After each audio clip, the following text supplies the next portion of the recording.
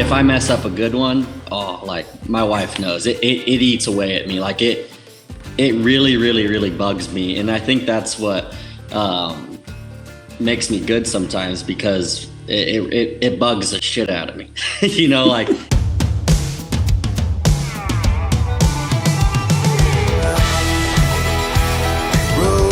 Rodeo time. Welcome to the Luke Branquinho Show. My next guest is somebody that has sprung on to the bronc riding world the last few years and has been a force to deal with. And he comes from a huge rodeo family. I was reading his bio, which I knew it all, but I wanted to refresh my memory. But Lefty Holman, thanks for joining us, man. Happy to be here, Luke. Thanks for having me. Man, I was looking through this, and I mean, when you talk about a rodeo, a family tree, you know, it branches out. But your rodeo family tree, I mean, you guys are left, right, center. It's pretty impressive to see the family tree you have that's all rodeo. For sure. Yeah, it's super neat. Just like having Dakota and Dawson and Clayton Sellers and Clayton Bigelow. We all do different events. So we all have one thing in common, and that's rodeo, but we all have different events. So it's kind of fun to see where we're all at in the world standings each year. And it makes Christmas pretty interesting. It dang sure does. But I mean, but we're not just talking right now. I mean, we're talking back in the 70s. Yep. For, you know, your grandpa, your uncle, or your uncles, the Marvel family, some of the very best in the world. And you know, it's cool for me to see, and anybody that's a rodeo historian knows all those names. But for you to grow up and have that type of mentorship in your life, that's pretty impressive. And now you're just carrying the torch, carrying on the tradition. Yeah, it's an honor. You know, growing up, I wanted to be just like my grandpa Witch and Joe Marvel and Pete Marvel and Mike Marvel. And now that I'm in a spot that I am, it's pretty cool, because that's all I've ever wanted. You know, I just wanted to be a bronc rider. I just wanted to be, or not even a bronc rider. I just wanted to be successful in the rodeo world, you know. So we're doing pretty good right now. Hopefully just keep that train rolling. But it's an honor to be in this family, and it's the best family to be in, you know, the most loving, caring, best family in the world. Well, and really it's crazy. Your grandpa obviously just passed. Sorry to hear that. I know he was such an inspiration in your life, and obviously he is looking down, just proud as can be. And I know he's going to be even more proud when you walk away with a gold buckle one of these years. But you know, the Holman name, I through marriage am related to a Holman. Yep. My mom's sister married Mickey Holman, which I believe was related to John somehow, some way. So I mean, not that I'm part of the extended family tree, but I'm going to say I'm part of it. Yeah. We'll claim you. Yeah, there you go. But it has to feel good. Like you said, Dakota, obviously I got to rodeo with Dakota and compete with him, ride his horses from another side of the arena. But when you guys, you know, when we talk rodeo, the names always come together, because that's what rodeo is. And you don't even have to be related by blood or marriage. Rodeo is a family sport. And we talk with you and Rocker Steiner, how close you guys are. You guys are like brothers. Mm-hmm.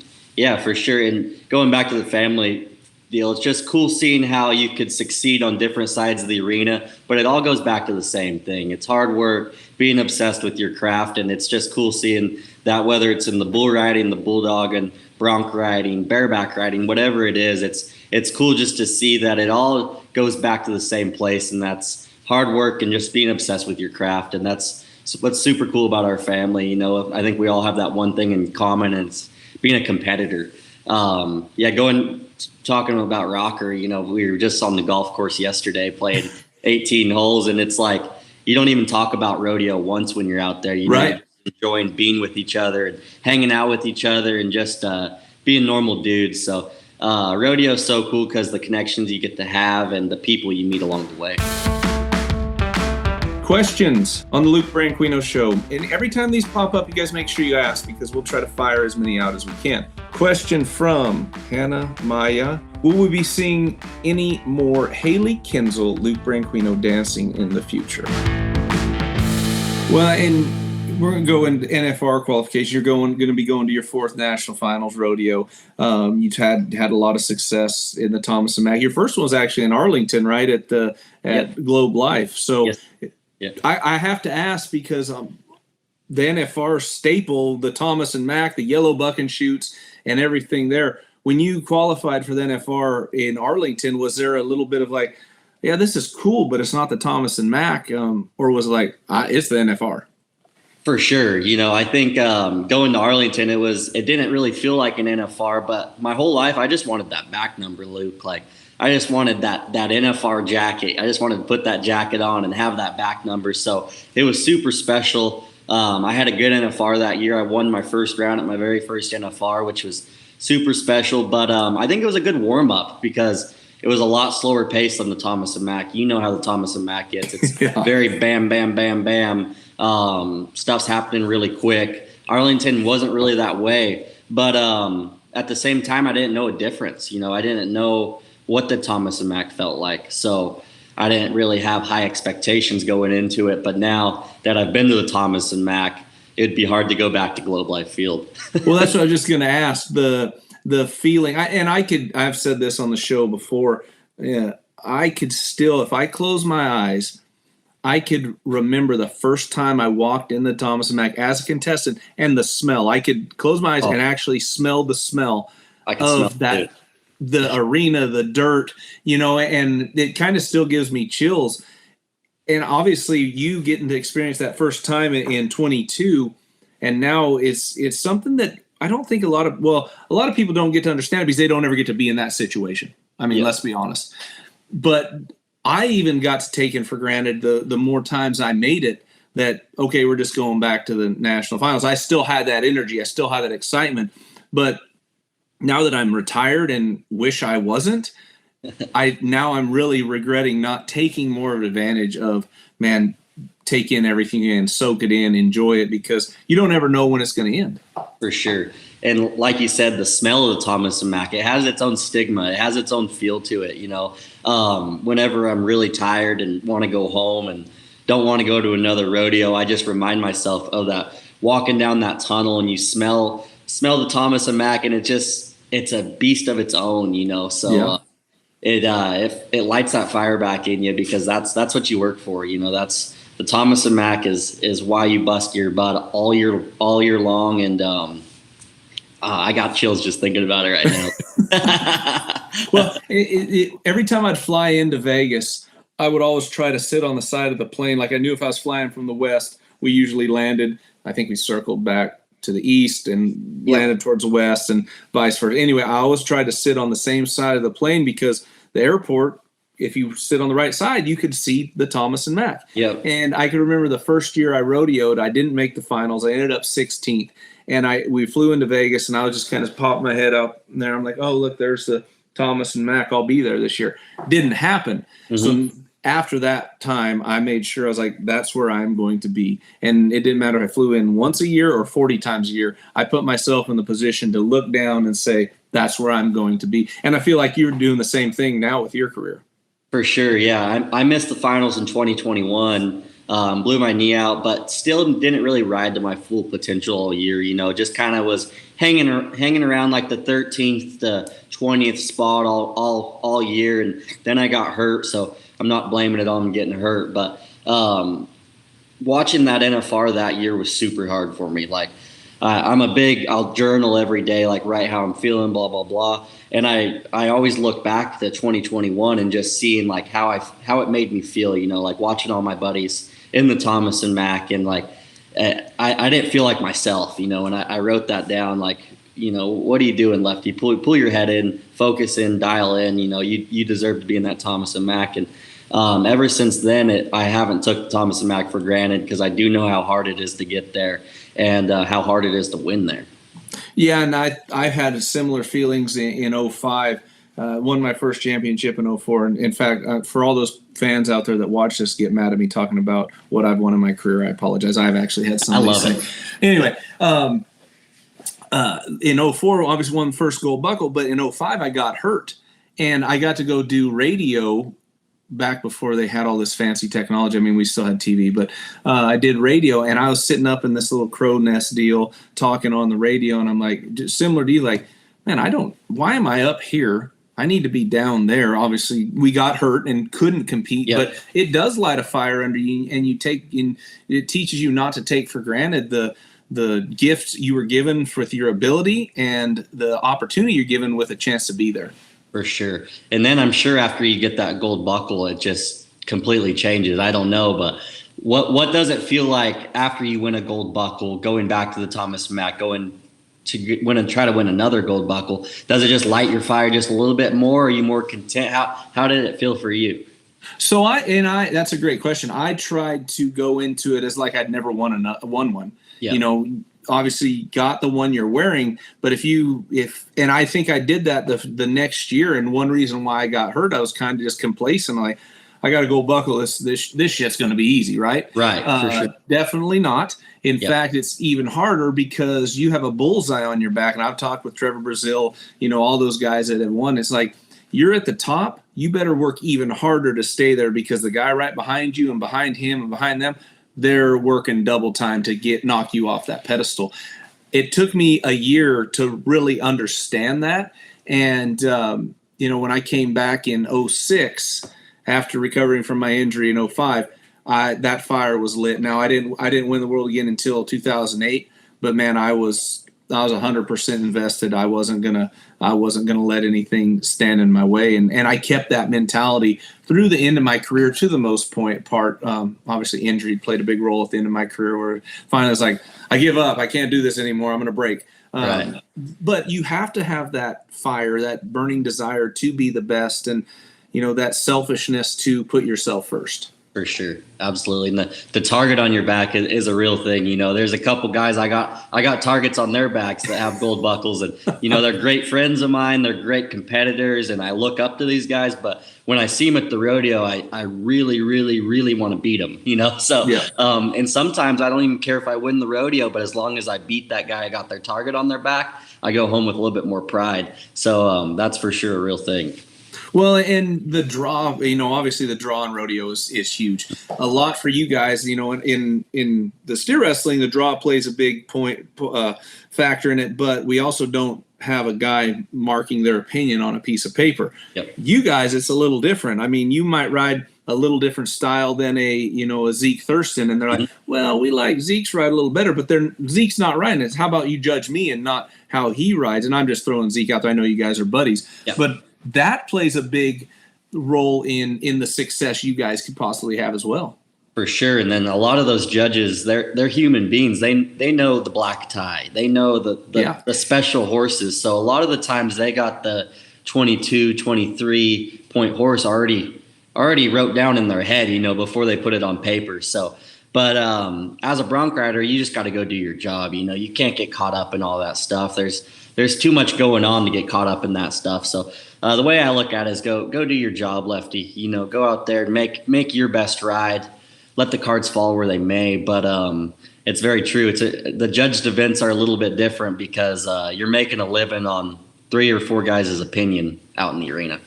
Yeah, for sure. And as a guy that's been around for a while, unfortunately, we see it. I mean, there's guys, and I know you've seen it, that are very talented, but maybe haven't had the success and their name been called quite yet. And maybe they're a point or two less. And then, you see a guy that has 3 or 4 or 5 gold buckles. He might stub his toe, but for some reason that point's there. And again, I'm not calling anybody out. That's just the way our sport is. But, it's hard to give which you were in that stage of your career too.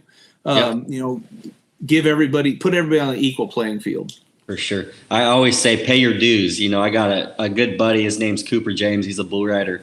And he was 79 points in the short round yesterday. He's a great young bull rider, but he called me. He's like, man, I thought I should have been a couple more. And I said, Coop, you're 18 years old. Pay your dues. You got to go out there, pay your dues, do your job, stay on bulls. They'll pay you down the road.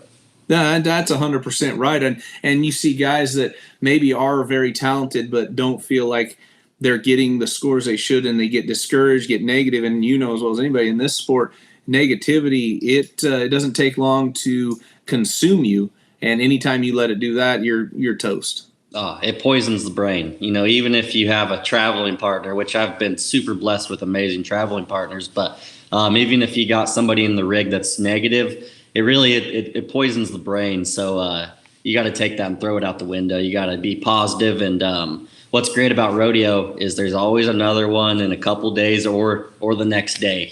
That's what I love about rodeo.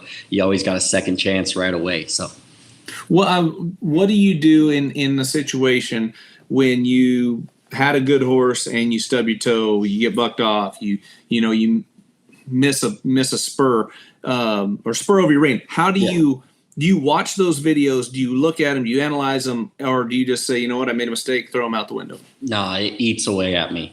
If I mess up a good one, like my wife knows, it eats away at me. Like it really, really, really bugs me, and I think that's what makes me good sometimes, because it bugs the shit out of me. Like even if I miss a jump on a weak hopper, or if I miss a horse out, especially, like I usually miss 1 or 2 horses out a year, and that's because it eats away at me. Like if I miss one out, I'll roll off the next one trying to get a good spur out, because it eats away at me that much. But I think that's how all great competitors are. I think that's how you were as a competitor, and I'm never, I messed that one up, let's go have a beer and I got another one tomorrow. No, right. I get back to my rig and I think long and hard about it and make sure I'm not going to do it again. Yeah. I know for me, obviously quite a bit older than you, when I started rodeo and we didn't have the cell phones, if you made a bad run on a good steer, you just broke it down with your traveling partners, right, and went on with it. You did have your moment of being mad, broke it down. Why did I do it? How do we not do that again? And then go to the next one. But now, and I think it really affected me in my career, and not in a positive way. Yeah. I'd make a bad run on a good steer. We'd 5 minutes later, we'd have it on our phone. We'd be watching it. Yep. Well, I'd sit there and watch it over and over and over, almost to the point of I was putting that bad run in my head as how do I want to say it? It was being where that was the only thing I was thinking of.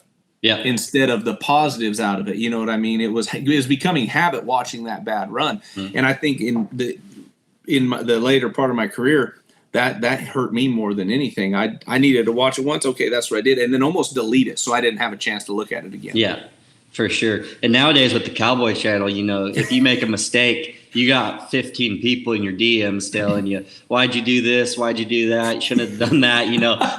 You can't hide from it nowadays, which especially at rodeos like the NFR, you got so many people watching you. But I think that's why it fuels our fire. I don't want to make mistakes. I've always wanted to ride correct. Growing up with Witch and Joe and Mike and Pete, they always taught me to ride correct. Square upper body, get a good 2-jump spur out, get a good spur out. So whenever the little basics I mess up on, it kills me. You mentioned spur out, and I'm glad you did, because Calgary, I believe, does not have the mark out rule, right? Right. But to me, and talking to other Bronc riders, if you don't mark them out, it's hard to set your ride up, especially on those rank ones. For sure, absolutely. I love the spur out rule. A lot of people don't like the spur out rule. I love it because I think it sets you up for your whole ride. And there's something about a 2-jump spur out. When a horse bells out of there hard and you just hang on a 2-jump spur out, like you get back to the buck and shoots and your buddies that's all they're talking about is like, dude, that spur out was badass, because they understand that it's hard. You're going against momentum. It's not natural to hold your feet in the neck when a horse is bailing out of there. I love the spur out rule. I think it's a great rule, and I think it separates a lot of guys from one another. If you could have a great spur out and make a great spur ride, it's pretty special. So what's the reasoning, I guess, because it's a judgment call is why they try to get rid of it? That, and I think it's hard to explain to not your typical rodeo fan why you have to have a spur out rule and why did he get a no score? He made the 8 seconds. I think that's a lot of it. Yeah.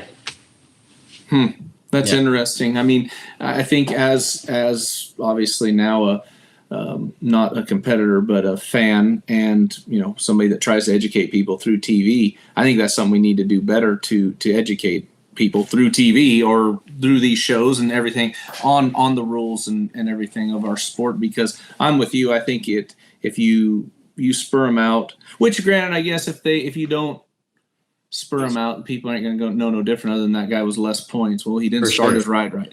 For sure. And some rodeos do that, like at the team deal we had, the Kid Rock's Rockin' Rodeo, it was a 5-point deduction if you didn't spur them out, which I'm cool with too, because obviously you're going to need them 5 points to win. It's like breaking the barrier. But it's cool to see how rodeo is evolving and changing a little bit, and I'm just happy to be a part of it.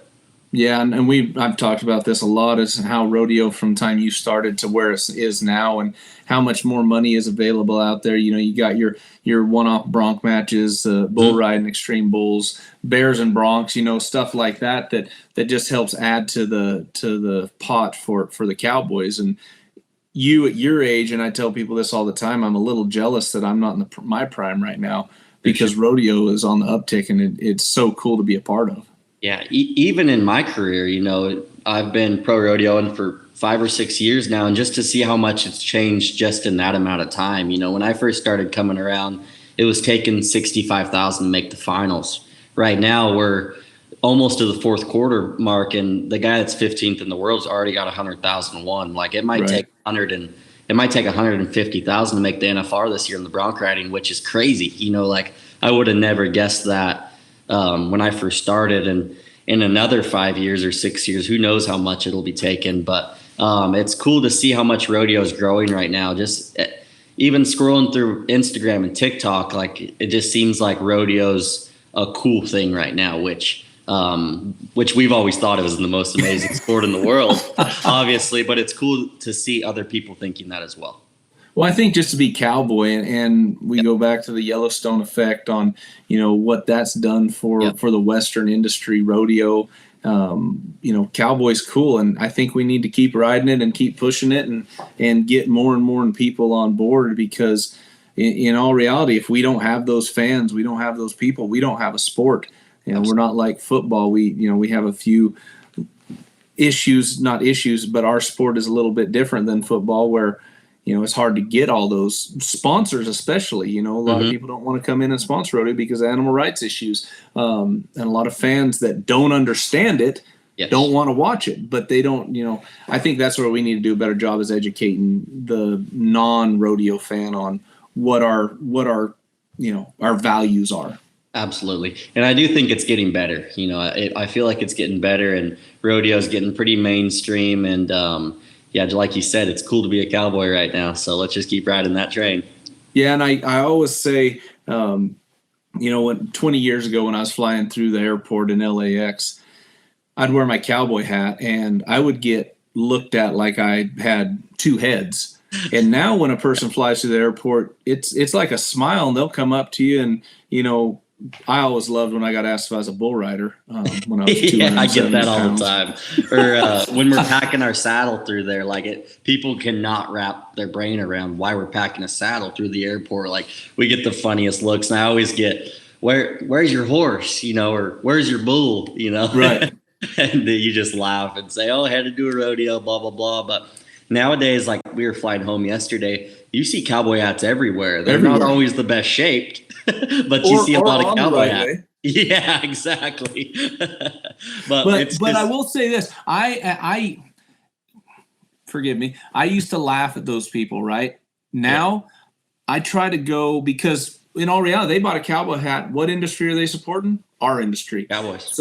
So Calgary, I bet I walked up to 5 or 6 different people, and they had their hat on backwards. I'm like, man, that's a cool hat, but you got it on backwards. And they were so appreciative. I did it, in a private-ish setting where I didn't embarrass them. I just turned it around. This little ribbon right here in the back, it's supposed to be in the back of your head. Yes.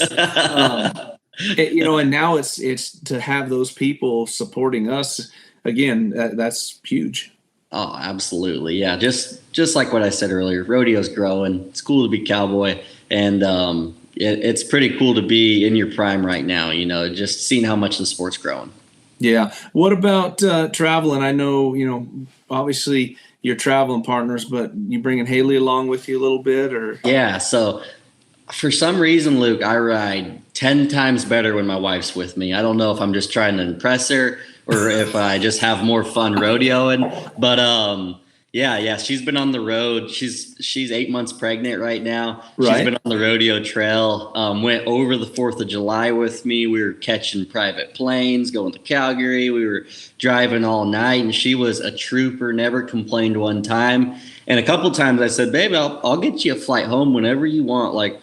Like this is not fun this time. I mean, it's fun, right. But it's a lot of no sleep, and it's a lot of not 8 months pregnant fun. Exactly. And she said, "No, I'm having a great time. 8 months pregnant, eating rodeo food, going rodeo to rodeo." She was on the road with me. We made a lot of great memories, and I'm super grateful. But this will probably be the last time it'll be just her and I, so right. We didn't take that for granted. We're super excited for our little baby girl to get here, and it's going to be here just in a couple of weeks. So I'm excited to be a dad. I was going to say, you kept saying rodeo's growing, and so's your family. That's yes. Awesome, man. Congratulations. I will say, though, between you and Dakota, and I'm not sure what the rest of the family looks like, you guys need to start throwing some bronc riders or steer wrestlers, though. Oh, I know it. That's what I was telling her the other day. But the bronc riders will come. We got Poncho coming. My sister and Clayton Sellers are having a kid. Awesome. Haley and my sister's due date are 5 days apart. So they got a little boy on the way too. So the family's growing pretty quick. Yeah, well, you got to keep that family tree branching out, and more cowboys. How many more rodeos you got left this season? Man, my rodeo count's super low right now. I think I'm right around 50 rodeos now, so I still got 50 to go. So right now I'm third in the world. I was second in the world yesterday, and that dang Cade Bruno keeps winning. So he passed me, but I'm right on his trail. So I'm just going to kind of pick and choose, Luke. I got that little girl on the way, so I'm going to have to miss a couple, but I'm going to damn sure keep my head down and keep rodeoing, because I know I'm working for that gold buckle. I think about it every day. You got a couple of them, and I'm extremely jealous of that. I really want a gold buckle really bad. So just keep doing my job, entering the big rodeos, and just going to get on the good horses. That's what's cool about being a bronc rider, is you get your stock 4 days early. So I get stock for Heber, Utah here in a couple hours. So I'll see what I have. If I don't have a good horse, I'll hang out at home for another day. If I do have a great horse, I'll go down there. So just go get on the good ones and just keep chopping wood. Do you guys got your nursery and everything all set up? We're ready. Yes, sir. Ready. Yeah, we're ready to go. So I'm home right now. I leave in a couple days, and then I won't be home until baby gets here. So it's pretty crazy time in life right now. So are you going to be on call, like phone by your ear the whole time, get on a bronc, set it down, and that way? Well, the reason I ask is because I did make all of our children's births. Now, I may not have stayed very long after, and Jameson was one I was getting a call at Reno. Lindsay said she started to dilate, and I'm like, oh crap, I'm at Reno, short round. How am I going to get home? I was calling different people. Hey, do you got a private plane? I can get on jet or something. He ended up coming. Oh shoot, he was 2 weeks after, July 15th. I was in Calgary, came home. She had him. The night of the 15th, I was in the slack at Salinas the morning of the 16th. Oh. Ran both of them, had to fly back to Calgary the 17th for the wild card round, went to Calgary, and then I think I came back home. So, yeah, I was literally – she had him. I was there for a few hours. But the life of the rodeo cowboy. Fortunately for you, it's the time of year you got enough one, you'll be able to hang out a little bit longer. For sure. And like you said, I don't really know how I'm going to do it, Luke. I got a plane on standby that I've got set up. Just said, hey, I don't know where I'm going to be. I might be in Washington. I might be – who knows where I'm going to be, but don't book your plane for a little while is what I told him. So, right. I got a plane on standby, but I don't really know how it's going to work. Hopefully hopefully I just get the call where I have enough time to get home, which if I have a feeling that it's coming soon, I'm just going to go ahead and take a 10-day and come home. But given the situation I'm in this year, I'm not on the bubble. So I'm very thankful for that. But I don't know how it's going to work, but it seems like when you're rodeoing, shit usually works out. That's for sure. Some reason, it usually works out. For some reason. Yeah, it's just that good, clean living is what Dakota would always say. Yes, sir. Speaking of good, clean living, his trailer caught on fire not that long ago, huh? Yeah, I actually just talked to him this morning about it. He's having the call with insurance today, but how crazy is that? Just going down the road, and then he just sends us we have a big family Snapchat on our, it's all of us family members, so that's constantly going off. But I'm clicking through there. It was videos of Honey Bell Hay saying some words or something, and then the next one was Dakota's trailer on fire. So that was very interesting. Yeah, he was. Everybody's like, "You hear about Dakota's trail?" I'm like, "No." And they pull up the Snapchat, and it's just engulfed in flames. Fortunately, everything got out. I guess he lost a shirt or two, and you know how he is on his style. That really bugged him, I'm sure. But man, that's scary times. But anyhow, he got out of it. He'll get a nice trailer. He'll be good to go. Yeah. Just like we said, it seems as if it always works out when you're rodeoing. Shit usually lines out and works out. So I remember me and Dawson Hay, we were in Miles City. We weren't in Miles City. We were in Jordan, Montana at a Bronc match. No cell phone service, and him and I had no clue. Dawson, he's never got a plan. So. We had no clue how we were going to get back to the Billings airport by 6 a.m. the next morning. Well, we couldn't find a ride. Nothing was happening. Didn't have a rental car. Nobody was going that way. Come 10 o'clock that night, we were having a beer at the bar right there in Jordan, and some old man said, "Oh, headed to Billings," and we're like, "Hey, can we come with you?" And we jumped in, made our flight, and I remember talking to him, just saying, when you're rodeoing, it just seems like it always works out, don't it? So there's good people in this industry, and it always seems like it works out. Yeah, that's for sure. It's like one big, and we talk about this all the time, just the family aspect of rodeo, and fans are always willing to help a hand. I was at Duluth at the PBR, and Flint Rasmussen and I were up doing the post show, and we're looking at our clocks, and we're like, we got to get to the airport. Flint goes, "Hey, anybody going to Atlanta? Take us to the airport?" And there's like 17 hands that stuck up in there. Like, "Yeah, we're heading that way. We could take it." We end up making it without having to hitch a ride, but that's just the type of industry we're in. For sure, and they love doing it, which is the crazy thing. They love helping people out. They love rodeo cowboys. For some reason, people just love rodeo cowboys, which is amazing for us. But it's awesome.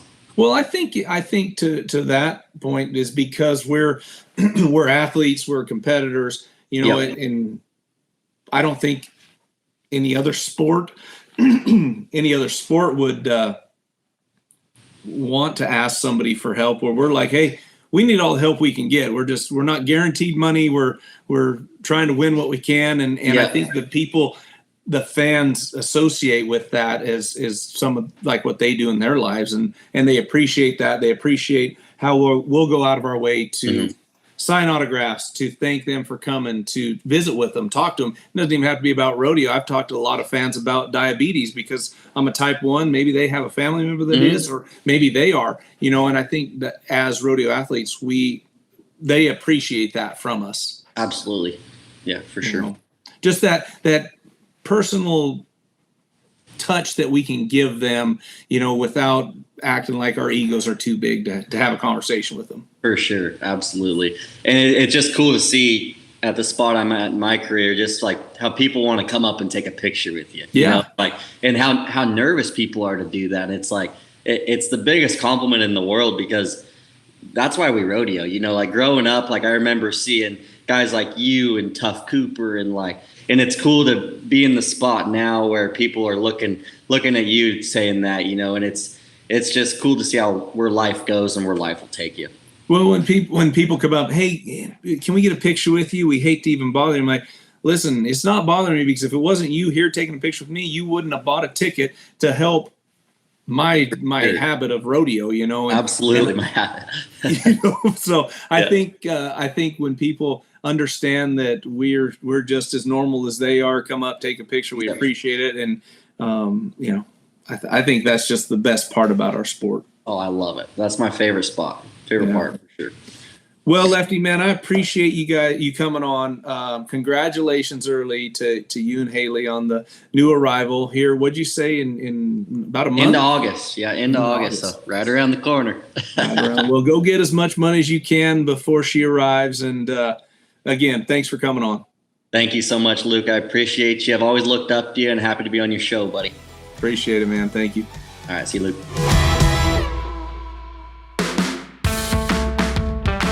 Question from Hannah Maya. Will we be seeing any more Haley Kinsel, Luke Branquinho dancing in the future? I don't know the answer to that. Every time I see her, I try to do the Dirty Dancing lift, and she politely says no. But yeah, I think we may see some more in the future. Fingers crossed. Hey, you want to see more in-depth details on the Luke Branquinho Show? Make sure you like and subscribe.